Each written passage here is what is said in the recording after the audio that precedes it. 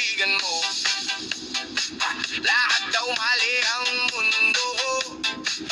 Magandang maulan na hapon sa ating lahat, sa mga kababayan natin sa Palawan, sa buong universe. Welcome tayong lahat na subaybayan ang programang Hitik sa Impormasyon, ang isyong panlipunan, balita at komentaryo dito lamang sa Bigwas News Philippines. Tawa ng tawa sa pwesto ko, pero tingnan mo, masaya pa ako.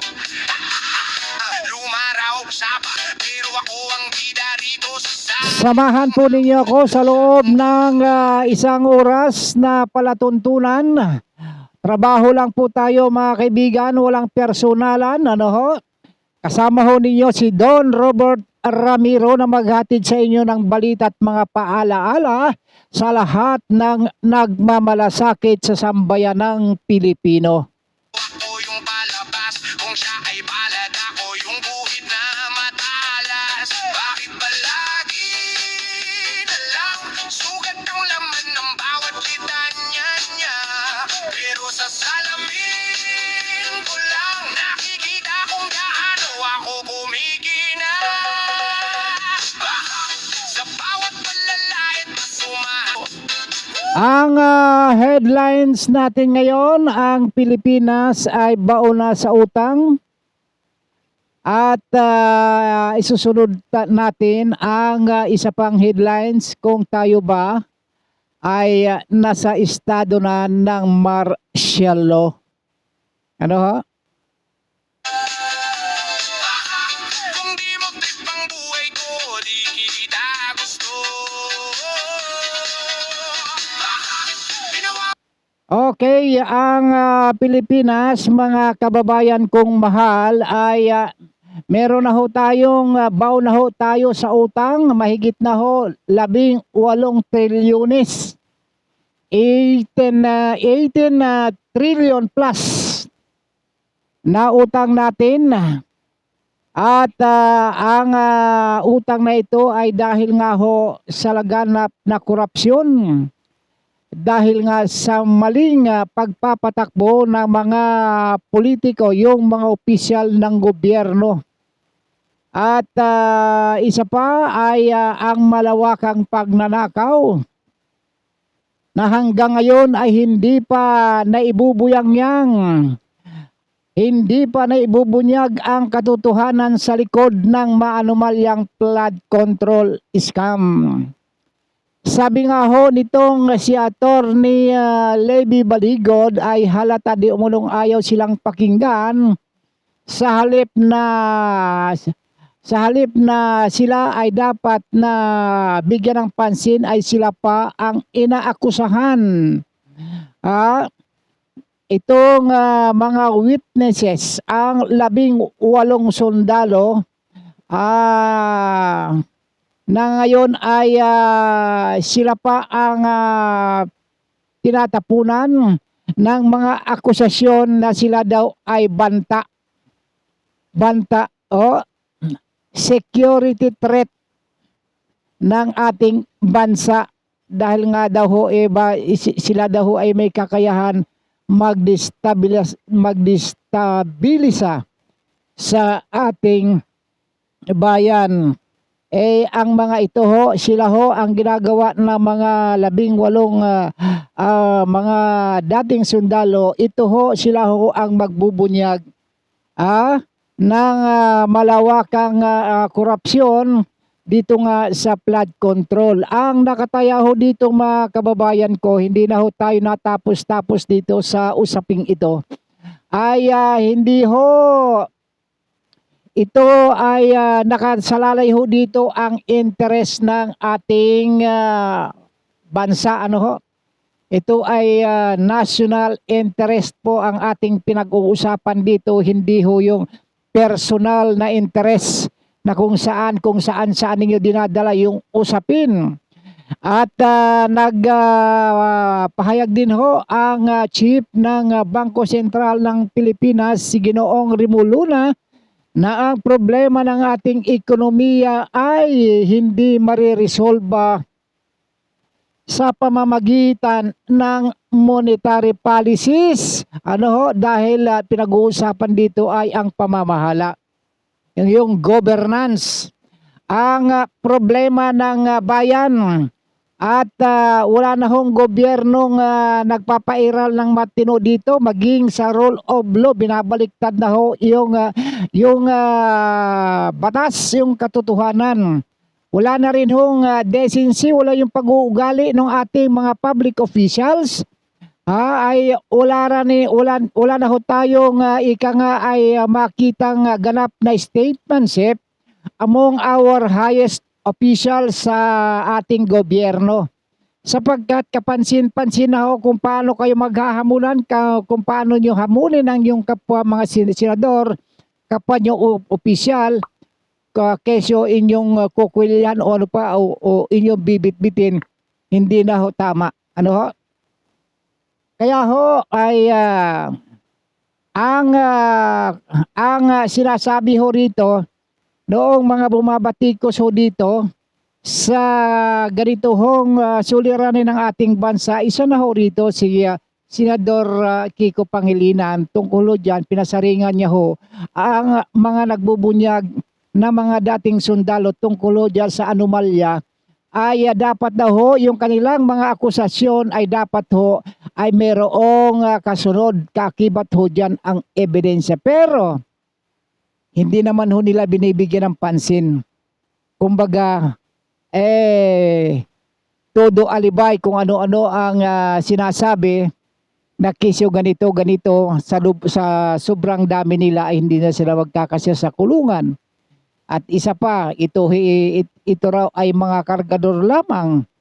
Ano ho? Wala ho. Wala ho tayong makuhang ika nga konkretong pahayag na talagang interesado sila na ika nga ay mabuyangyang ang katotohanan dito ho sa kanilang pinoprotektahan na mga politiko na sangkot sa mali-malitang pera. Ano ho? Ito ho, sa Martes ho, sa tuloy ho ang Blue Ribbon ho, ni na Senador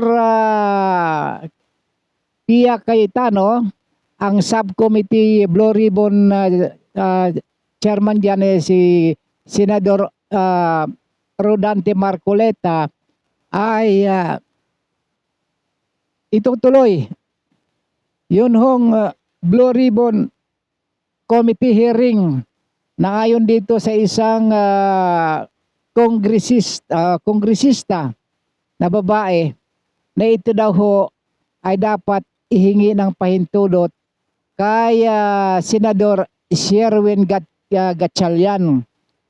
Bakit naman hindi nga nila kinikilala yung leadership ng ng Malacanang, yung Senate of Malacanang Senate, sapagkat yan ay bugos.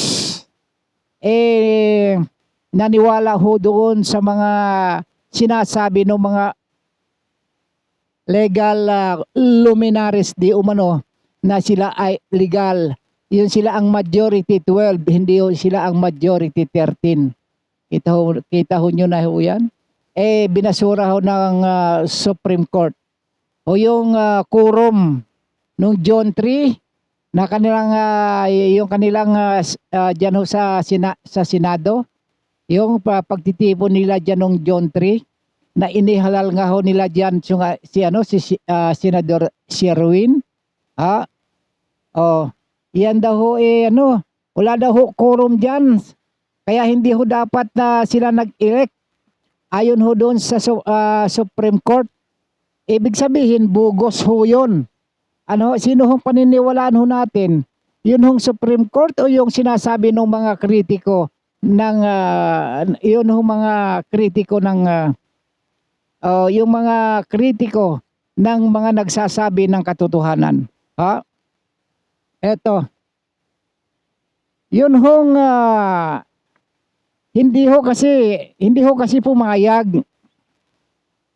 Hindi ho papayag itong si Senador Sherwin Gatchalian na magkaroon ng Senate hearing maliban sa kanilang grupo sapagkat iginigiit ho nitong si Senador Gatchalian na siya lamang ang lehitimo o legitimate Senate pro tempore at acting Senate President.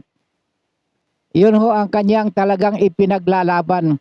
Ang pinaglalaban ng naman ng Cayetano Black, yung yung rule of law, yung saligang batas. Meron ho kayong meron ho kayong sinusunod na diyan na doktrina, na libro. Yan ho ang inyong sinusunod. Bakit hindi ho niyo sundin? Kasi nga ang sabi nga sa binanggit natin kanina ay kaya ho kayo nagpupumilit dahil sa inyong personal na interest. Ano ho ang sabi ho rito? Ano ho ang sabi ni Senador Sherwin Gatchalian? Sapagkat yang ginigiit na siya ay ang nag-iisang Senate pro tempore at acting Senate President. Yun ho, yung kanyang paninindigan, kanyang iginigiit ho are. Sa kabila ho ng katotohanan na nakasulat diyan ho sa krido, sa konstitusyon, sa saligang batas at maging sa Senate rules, ang majority dapat 13 sapagkat kayo ay 24, bakit naging 12? Yun naging legitimate. Di ba kayo marunong mag-intindi? Kaya tuloy kayo, tinatawanan kayo, binubo kayo sa Ayan. Yan ho ang nagiging resulta. Sapagkat ito ay ito nga ho ang sabi ni Senador Sherwin Gatchalian, there is only one Senate pro tempore, one acting Senate President. Sisiguraduhin hindi mapuputol ang trabaho ng Senado, ang pakikiusap ay magkaroon ng koordinasyon ang House of Representatives. Ano itong koordinasyon na ito sinasabi? Doon daw ho sa mga ahensya ng gobyerno na makipag-coordinate ho kayo. At iba pang ahensya ng gobyerno sa kabila ho.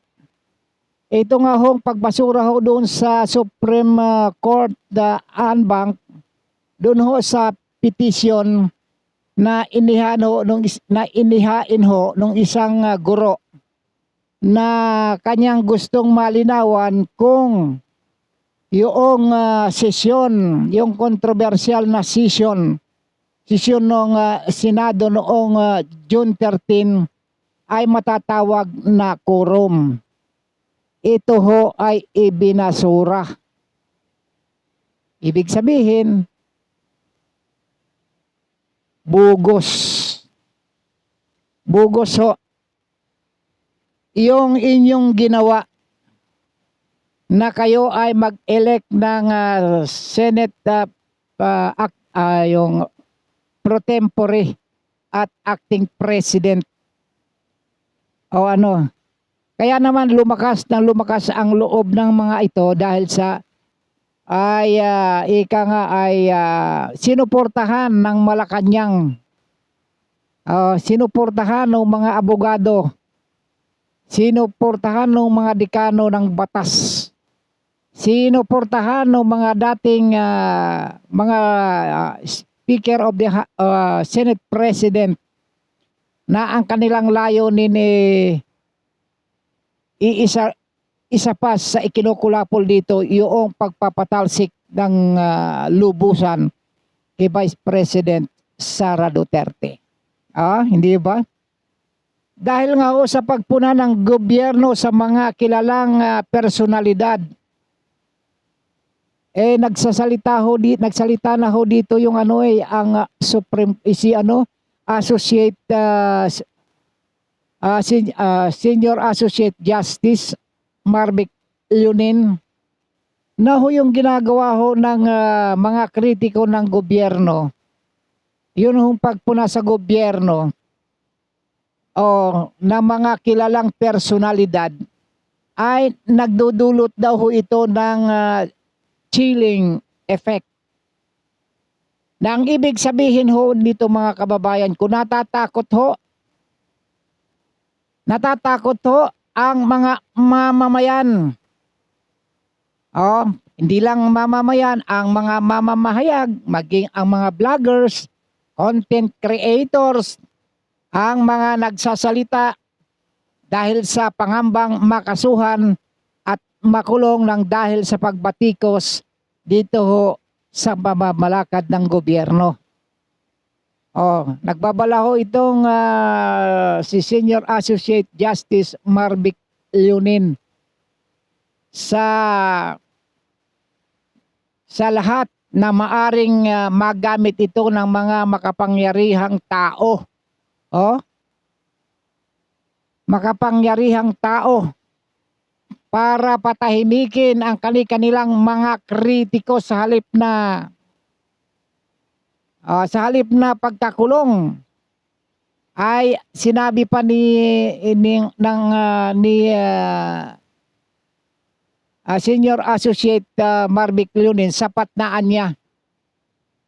Nasa ilalim ho ng civil code para ho ma-resolve ang mga usapin para ho sa reputasyon ng bawat isa. Nasa ganitong paraan ay maprotektahan pa rin ang ganitong mga pangalan, lalo't lalo na nga po ay involved ho dito mga public figure sa kabila ng pagbabatikos ng mga kritiko ay kailangan ho ay maiwasan na hindi ho malimitahan ang malayang pananalita ho ng taong bayan laban ho dito sa mga politiko, sapagkat tayo ho naman ay meron ho tayong demokratikong karapatan para ho tayo ay magsalita na ginagarantiyahan naman ho ng saligang batas. Hindi ho ba? Ngayon kung talagang meron ho kasing dito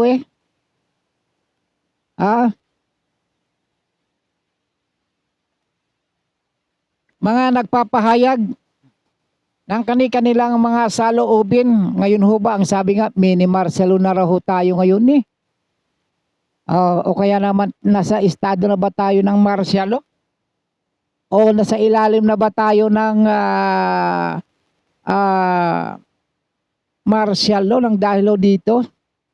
Mamaya ho ay ating babanggitin ho. Sapagkat nababahira na ho ng pagdududa ito hong integridad ng isinasagawang pagpapanagot sa lahat ng mga corrupt government official, dahil ho halos mayorya ho dito sa mga opisyal ng gobyerno ay sangkot sa flood control project anomalies na tila bagay ang nagsasabi ho dito yung babanggitin na natin itong mag-asawang Carly Diskaya. Na ito ho ay maaring gawin ho nilang sabihin nilang mastermind para palabasin nila ito para ho maiiwas naman yung iba. Ano ho? Yan. Eto. Yun, kung sino pa daw yung mga tumetistigo at naglalabas ng katotohanan, mga kababayan ko, sila pa ang kinakasuhan. Kaya ho yung 18 sundalo ay maging ho itong bago lamang si dating Ilocosur Governor Chavit Singson, itong mag-asawang Diskaya, ay sila ho ang pumapanig na isiwalat ang katotohanan. At isa pa ho rito, si Senador Jinggoy Estrada na kanila nang ipinakulong. Itong si Senador Rodante Marcoleta, kakasuhan ng plunder. Alam ho natin, malalaman ho natin kung bakit. At yung iba pa at kung sino-sino ho yung mga tiwali. Sapagkat ang gusto ho talaga ng oposisyon, yung mga ito ay hadlangan yung pagsisiwalat ng katotohanan sapagkat iniipit ho nila. At ang mga sumisigaw para hindi ho makapagsalita para makuha ang kontrol ng Senado at para ho ay yung mga sindikato sa gobyerno ay hindi na ho mabubunyag ng lubusan. At maiwasan na ho yung mga investigasyon sapagkat ay delikado nga naman na kapag ka ito ay nagtuloy-tuloy, talagang hindi sila makakalulusot sapagkat yung kanilang mga pangalan ay talaga namang mababanggit na hindi talaga maiiwasan. Kaya ho, ito hong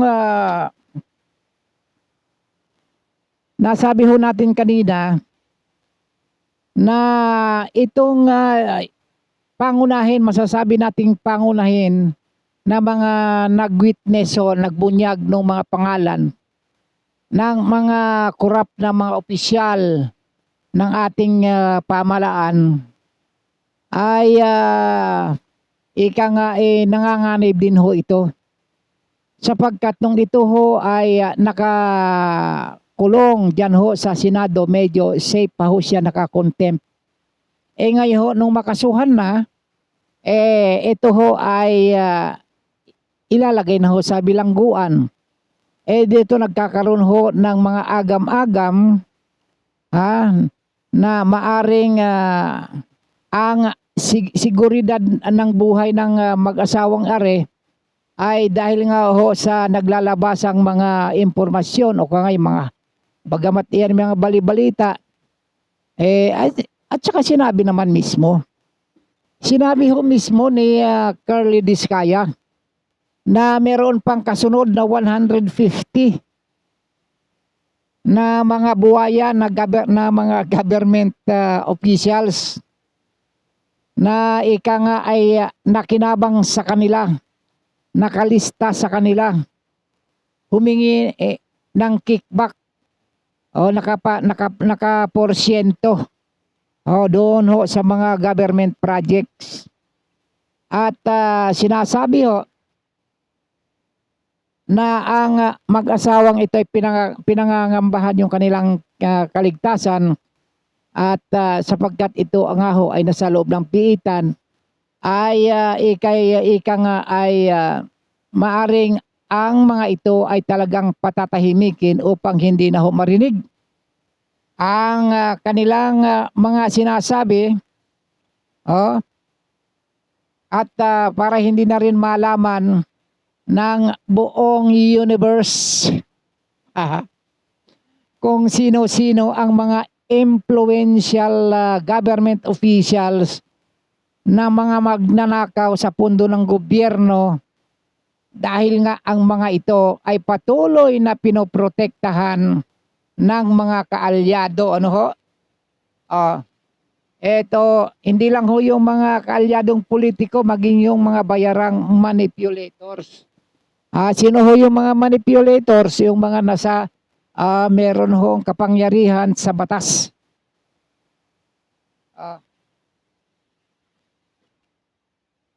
Wala hong sinasabi ho nung noong bago sumiklab ho, nung sumiklab ho ito, nagkaroon ng investigasyon ho, na kasama ho yung mga project engineers, dyan ho, sina Bernardo, Alcantara, si Tensionado. Ah, yun ho, ang sabi ho nila ay wala daw ho silang ghost project pero si Tensionado meron talaga. Wala ho talagang nakita, puro ghost. Ha, oh, ang kanila ho mga sinasabi, ganito ho ang kanilang yung kanilang rhetorics eh. Wala ho kaming mga ghost projects. Wala rin ho kaming mga substandard na proyekto. Wala rin ho kaming natatanggap na maleta. Ano ho yung maleta? Puno ho ba ng pera? O kaya naman lahat ng kontrata namin ay tinupad namin ng buong buo. Oh, at meron nga ho yung kasunduan o warranty at insurance bond na magsisilbing garantiya upang hindi ho malugi ang gobyerno at ang mamamayan. O di ba ang galing-galing ho nung kanilang mga statement, yung kanilang mga rhetorics. O hindi ho lugi ang mamamayan, lalong-lalo na yung gobyerno.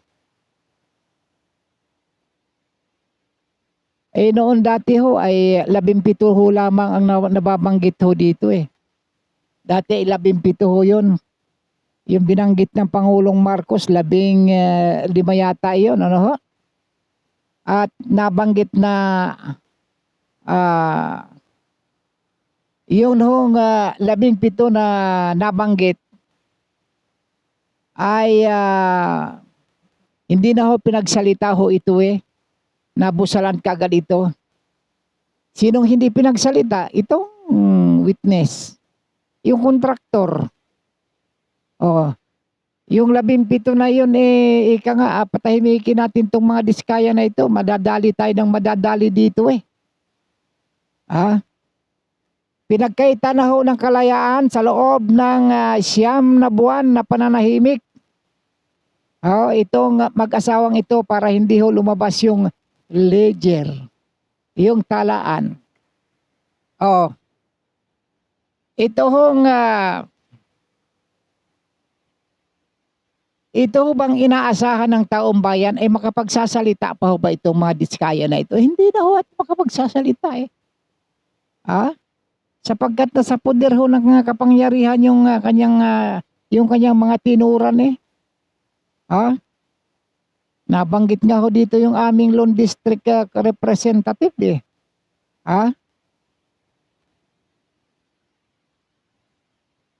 Yun hong mga opisyal na sangkot ho sa sistemang matagal na hong pinoprotektahan ng mga tiwali o pinoprotektahan ng matiwaling mga opisyal ng gobyerno.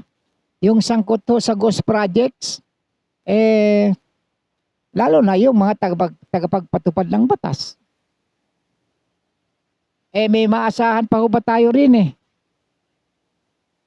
Kaya nga ho pinipilit na ika nga ay kahit papano sinisikap itong grupo ni Senate President Alan Peter Cayetano na kailangan mabunyag na agad ito, malaman man lang ng taong bayan. Kung sino-sino talaga yung mga involved na ito. Ito lang naman ang layunin eh. Bagaman na nabanggit na yung iba. Nabanggit na ho. Magmula ho sa presidente, pababa. Yun pa hong yun pa hong 150. Yung 150 na babanggitin itong si Diskaya, mababanggit pa kaya ang mga pangalan nito? Sa tingin ko hindi na. Pero meron ho ang paniniwala ang taong bayan, ang higit na nakararami sapagkat maaring itong mga Diskaya na ito ay nakulong, yung kanilang mga katawan sa kulungan, at ang mga ito ay hindi na ho makapagsalita sapagkat itong mga ito nga ay nasa kulungan, pero ang sinasabi ho natin, kailanman hindi ho nakukulong yung katotohanan na magsisilbing liwanag.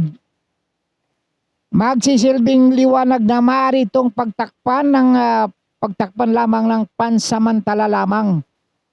Sapagkat ang lahat ng ito, ng mga kabuktutan, ang mga nanungkulan sa ating pamalaan, iyan ililipas din at dadaan lamang. At yan ho, ay malalaman natin na yung kanilang pinagsisikapang patayin na katotohanan ay darating ang araw na ito ay aalingaso at magliliwanag. O, kapag ang mga buhayang ito ay haharap sa hatol o kaya ay sa hukuman, at higit sa lahat, ang mga ito ay matatala sa kasaysayan. Tandaan ho natin yan. Sino-sino, kayo ay may mga retrato na ang ulo ninyo ay mga buhaya, pero yung mga katawan nakabarong. Oh, yon.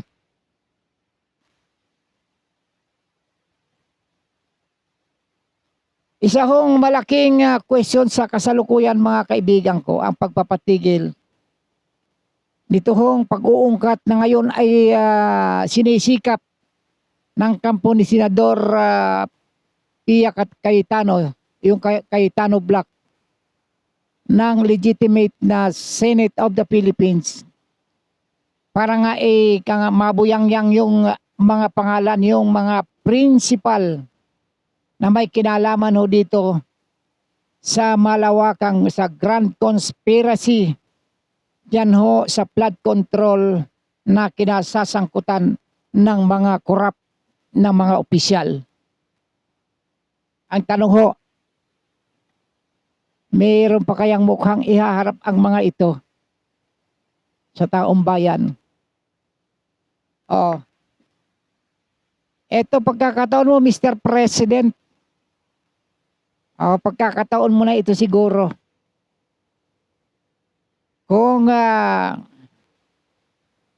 mariresolve mo itong isyong ito, sapagkat ang sinabi naman kasi nung iyong spokeswoman, yung iyong tagapagtanggol dyan ho sa PCO, Presidential Communication Officer Undersecretary Yusek Castro, yung darling ng masa. Sabi niya, galit ka raw, Mr. President, sa mga magnanakaw. Nilalabanan mo raw ang korupsyon. Ganda-gandahan nga ho natin. Mr. President, galit ka raw sa mga magnanakaw.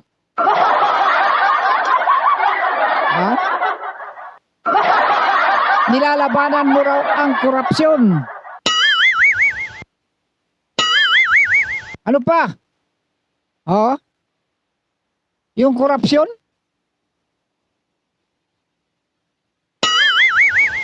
Paano ngayon to? Paano yung mga magnanakaw? Sabagay, galit ka nga sa mga magnanakaw dapat siguro paimbestigahan mo na, ASAP. Magpatawag ka na ng investigasyon. Wala man nangyari doon sa ICI mo wala rin nangyari. Hanggang forma lang. Hanggang si Ombudsman, alam nangyari. Ang si Ombudsman, puro preskon ng preskon. Pero yung mga pati yung kalahating Blue Ribbon Committee na isinumiti dyan, yung result, yung report, natutulog, nadaganan lang yata. Wala hong nababanggit Mr. President, dapat siguro tirahin mo na itong mga ito. Sapagkat kung sincere ka na kung talagang sincere ka na labanan o ang korupsyon at mga pagnanakaw, eh baka naman sa kamamamadali gagawa kayo ng scarecrow, yung pananakot at gagawin yung ika nga magsasakripisyo kayo na siya ang gagawin ninyong mastermind sa nakawan. Mukhang malabo naman yata ang mangyari kapag ka itinuro ninyo yung mga kontraktor. Sapagkat yung mga kontraktor, bago makakuha ng kontrata yan, dadaan muna dyan sa mga project engineers. Yung mga project engineers, maghihintay din yan ng budget saan manggagaling. Diyan ho sa Congress.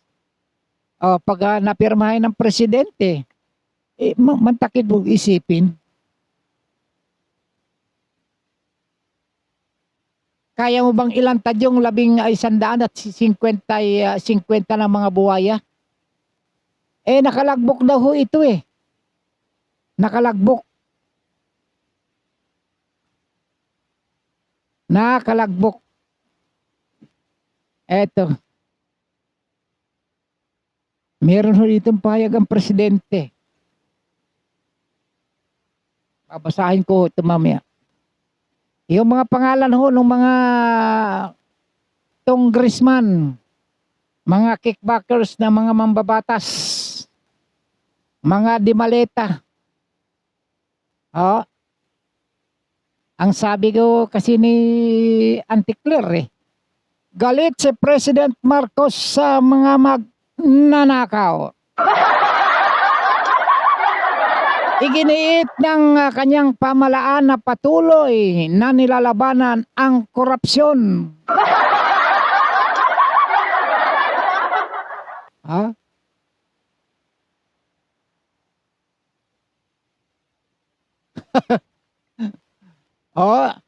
Sabi ito ho ang sinabi ho ni Presidential Communication Officer Jose Claire Castro na daw matatag ang paninindigan. Matatag na matatag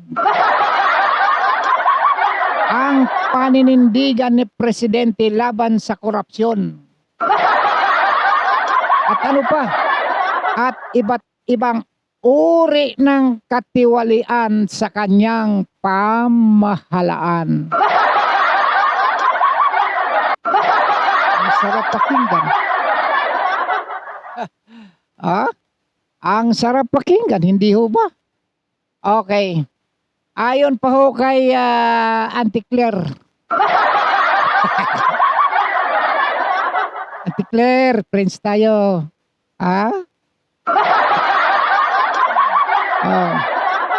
Prioridad ng presidente ang paglaban sa mga anomalya. Saan? Sa gobyerno. Upang mapanatili ang tiwala ng publiko. Mr. President, nung nandoon kayo sa Jensen, sinigawan kayo ng mga tao dun BBM! Ibalik ang mga ninakaw! Ang lalakas ng sigaw Kaya nais ho gusto ho ninyong maibalik talaga yung tiwala ng bayan. Sige. Okay, maganda ho itong hakbang na ito. Sapagkat ayon ho kasi dito sa inilabas na pahayag nitong si Jose Claire Castro, na yun hong matinding pagkadismaya ni President Marcos Jr. sa mga kaso ng korupsyon.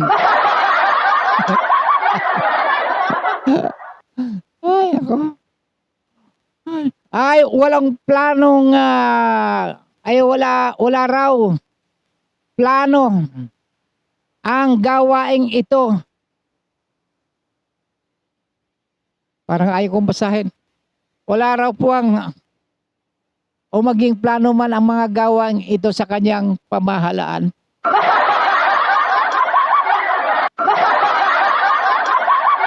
Parang gusto ko baka naman mabubudol na naman tayo dito eh. Parang kitang-kita na eh, ha? Nagdudumildil na eh, nagdudumilat na eh. Ha? Ano pa ho ang sabi? Hindi lamang nakatutok ang administrasyon sa korupsyon kundi sa pagpapalakas ng alin? Ng pagpapalakas ng ekonomiya. Hindi pagpapalakas ng kawan. Hindi ho yun. Ekonomiya ho ang gustong palakasin sapagkat may pahayag ho ang central bank eh. Hindi na ho kakayanin hindi na ho kakayanin pa ng mga economic policies para nga maiangat pa yung ekonomiya ng ating bansa sapagkat napakalaki na ng utang sa kabila ng benta rito, benta roon, nagbenta naman yung dyan sa Laguna, ibinenta naman yung isang power plant. Ay nasaan na yun? Yun daw ay gagastusin ho sa pangangailangan ng gobyerno. Kasi paano kasi deficit ho eh. Mas malaki ang utang ng ating bansa kaysa kinikita kaysa pambayad na kikitain sa utang ng nabuwis ng ating bayan na dapat na makulikta. Kaya deficit ho eh. Ayun. Ito ho ang layunin ho kaya ho nakatutok ho yung administrasyon sa korupsyon at pagpapalakas ng ekonomiya ay para mapabuti ang kalagayan ng mga kaninong kalagayan ang dapat na mapabuti? Mapabuti ang kalagayan ng mga magnanakaw. Hindi ho magnanakaw. Mapabuti ang kalagayan ng mga Pilipino. Ano ka ba naman doon, Robert? Mamali-mali kayo. Masacyber naman tayo nito eh. Hindi ho. Kaya ho binabawi eh. Para mapabuti ang kalagayan ng mga Pilipino. Hindi ho ba? Patuloy na isinusulong ang reforma sa ekonomiya upang palakasin ang oportunidad saan? Sa pagnanakaw. Hindi kasi ba't puro pagnanakaw? Palakasin ang oportunidad sa pagtatrabaho, paghahanap buhay. Yung oportunidad sa trabaho, yung dapat na palakasin. At tiyaking maayos na ipapatupad ang mga serbisyong pampubliko para sa kapakinabangan ng mga magnanakaw. Ano pa na po? Bakit puro magnanakaw yan? Kapakinabangan ng mga mamamayan. Lagi na lang nagkakamali ang bunganga mo doon, Robert eh. Puro ka parang nga sa mamamayan yan. Bakit pa lumulusot lagi yan magnanakaw na kasi nga nasanay na tayo sa trabaho ng mga taong gobyerno eh. Wala na akong nabasa na na ang mga opisyal ng gobyerno ay nakagawa ng mabuti sa kanyang mga constituents. Mabuti pa yung barangay chairman dito sa Barangay Pag-asa eh. Nagkikita ng kagandahan ng kanilang pamumuno. Ito ang nakikita ko kasi dito eh. Tatakutin ka. Magkakaroon ho tayo ng takutan. Ito nga ho. Totoo ba sinasabi ko? May nga nasampulan eh. Nagkaroon ho ng mga takutan na ho dito sapagkat sunod-sunod na ho ang kinakasuhan ng mga kilalang mga kinakasuhan ay mga kilala pa naman ding mga kritiko ng Marcos administration. Nang dahil sa pagbatikos nila dyan sa mga magnanakaw. Hindi ho ba? Hindi ho ba ako nagkamali? Kaya siguro lagi ako nadudulas din sa salitang magnanakaw eh. Sapagkat hindi talaga itong, oh, kaya lalo na ho yung mga dati at sa kasalukuyang mga supporter ng dating Pangulong PRRD, at taga-suporta nitong si Vice President Sara Duterte. Ito ho yung mga kritiko ho ng Marcos administration. Kabilang ho rito sa kanilang mga isinampa sa mga ito ay meron hong kaugnayan sa sa mga marites, hindi ho, disinformation. Yun ho mga fake news. Yun ho mga kaso na ipinapataho dito sa mga kritiko ay yun ho nagpapakalat ng fake news. Cyber libel at sedition ho ang mga kaso niyan na ikinakaso diyan ho sa mga kritiko ng administrasyon. Isa ho sa unang kinasuhan yung dating media personality ba yun? Oo nga. At isa rin hong vlogger na si taga ABS-CBN ito si Jason Sa, dating taga ABS-CBN, na sa kanyang pagkakalat ng umano'y medical records ni PBBM Jr. at unverified health records ay kinasuhan ho ito ng cyber libel.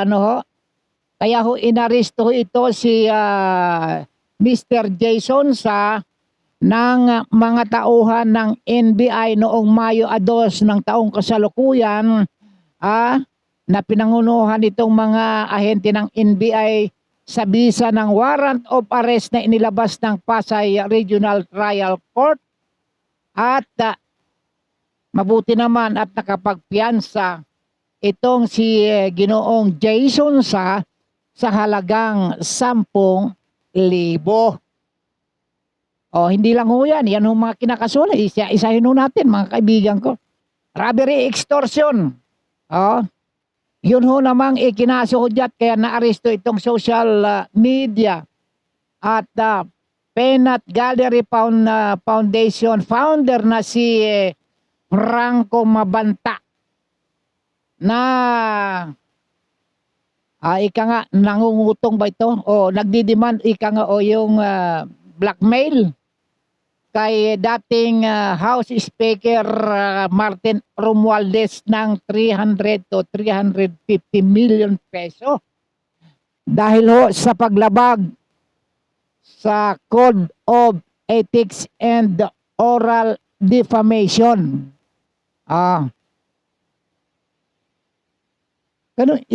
Hindi ho, yun ho paglabag nitong si Mabanta, yun ika nga doon sa 350 million na kanya hong ika nga ay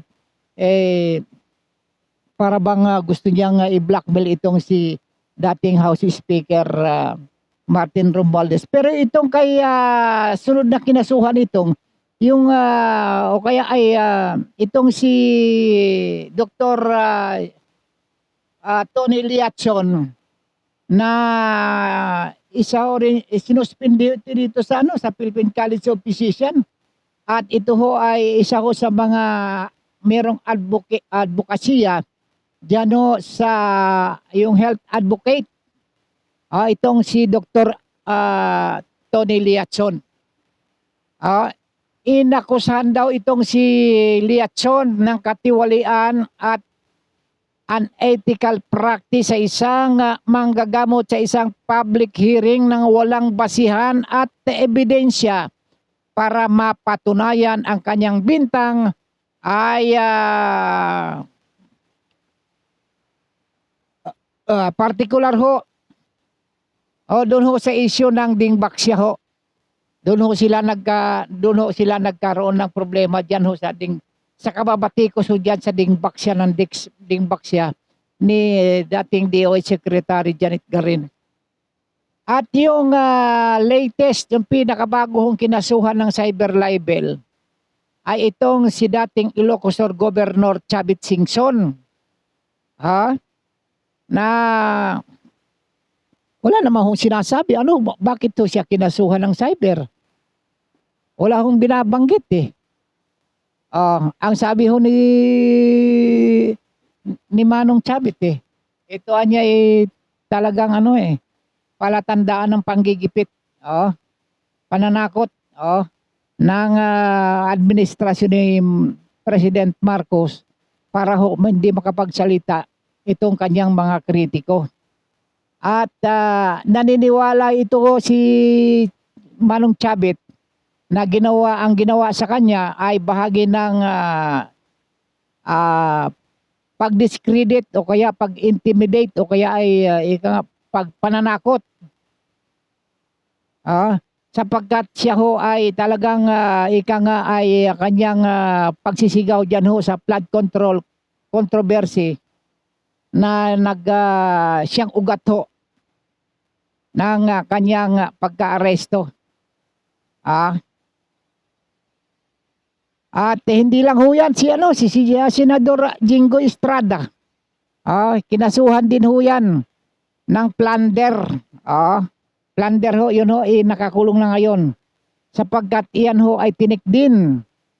Gusto ho nila talagang bawasan, gusto lang mawala ho yung grupo nitong si Senate President Alan Peter Cayetano na siyang nagsusulong para matuklasan, ay makuha. Mga bingwit, yung katotohanan, maiwagayway sa publiko.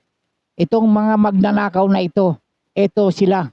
Nakabarong, nakakurbata, walang takip ang mukha na nagnanakaw ng sa tanghaling tapat ayon dito kay Senador Rodante Marcoleta.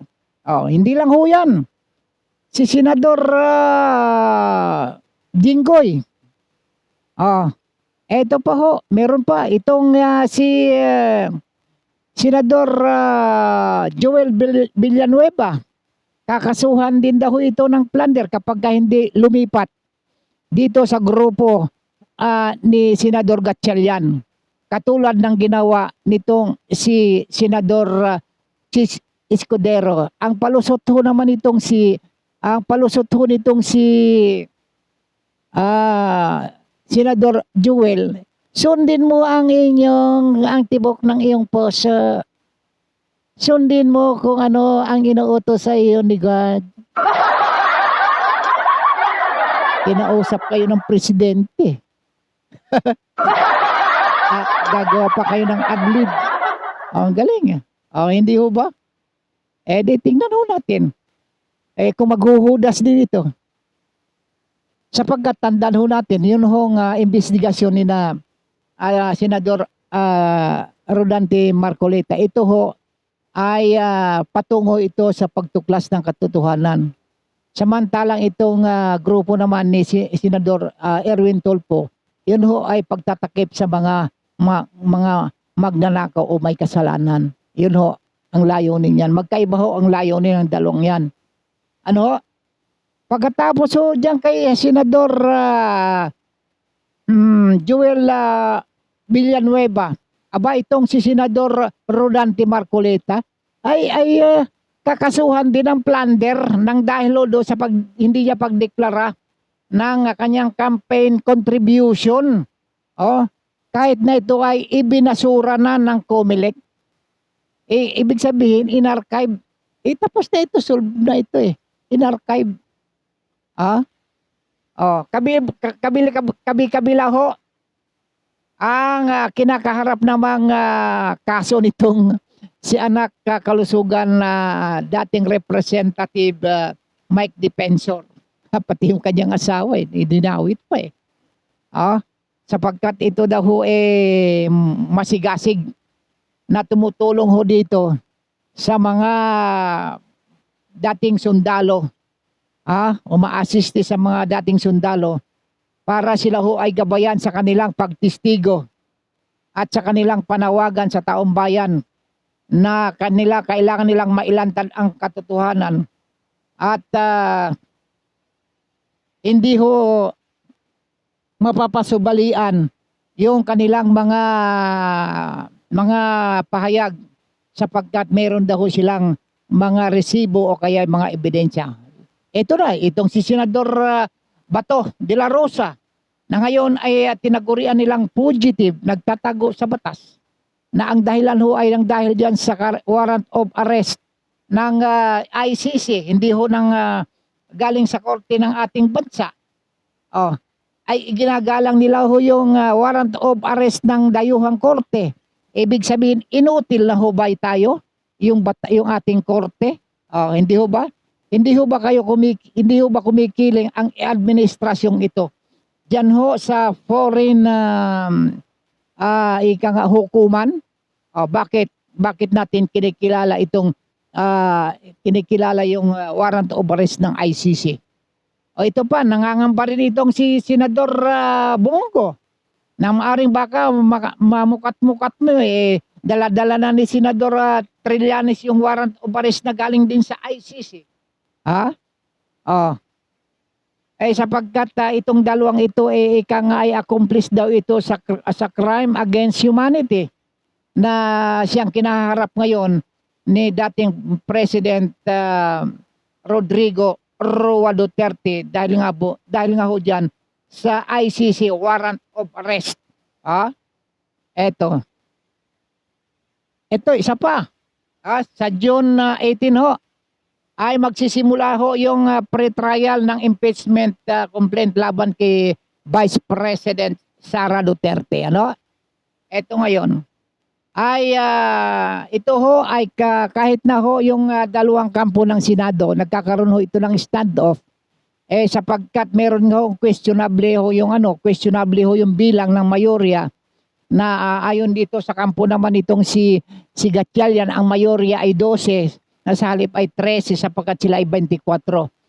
Kabalentunaan ho ayaw ho talagang ibigay nitong si Gatchalian sapagkat bugos na nga ho yung kanila talaga namang kapito ko sapagkat naniniwala sila dun sa sulsol ng presidente ng Republika ng Pilipinas, mga abogado, mga dating Senate President at iba't iba pa na ang kanilang mga focus ay nakadiretso lang, hindi na ho na sila iniintindi kung tama ba yan o mali. Basta't masunod yung kanilang gusto. Eto. Ayan. Diyan ho natin makikita yung kayong mga kababayan ho natin. Dito ho sa sinabi ng administrasyon na paigtingin ang kampanya laban sa pagpapakalat ng fake news.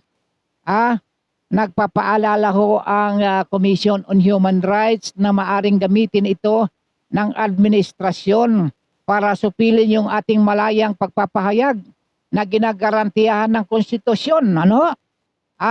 Magsasampa ho rito ng mga kaso laban sa mga kritiko. Ito ho ay magbubunga ho ito ayon sa sinasabi na ho nitong Senior Associate Justice Marvick Lunen na magkakaroon ho ng chilling effect at yung tangkang mga pagbatiko sa merong mga pagtatangkang pagbatiko sa mga maling ginagawa ng mga tauhan ng gobyerno. Kaya ang tanong ho ng taong bayan tayo ho ba ay nasa ilalim na ng martial law? Malaya na ho ba? Sapagkat lahat po na kumakalaban ngayon sa pamahalaan, sa gobyerno ng Pangulong Ferdinand Romualdez Jr. ay ay kinakasuhan ng samot-saring kaso. Yung iba hindi na nga totoo wala din na-dismiss na ng COMELEC, ikakaso pa. Yung iba tatakutin ka pa. Yan ho ang sitwasyon ho ngayon. Mga kaibigan, maraming salamat. Hanggang bukas ho. Hanggang bukas mga kababayan ko, samahan ho ninyo ako sa muli nating pagtatanghal sa ating palatuntunan. Ang tabayanan ho ang isyong panlipunan, balita at komentaryo sa Bigwas News Philippines ho.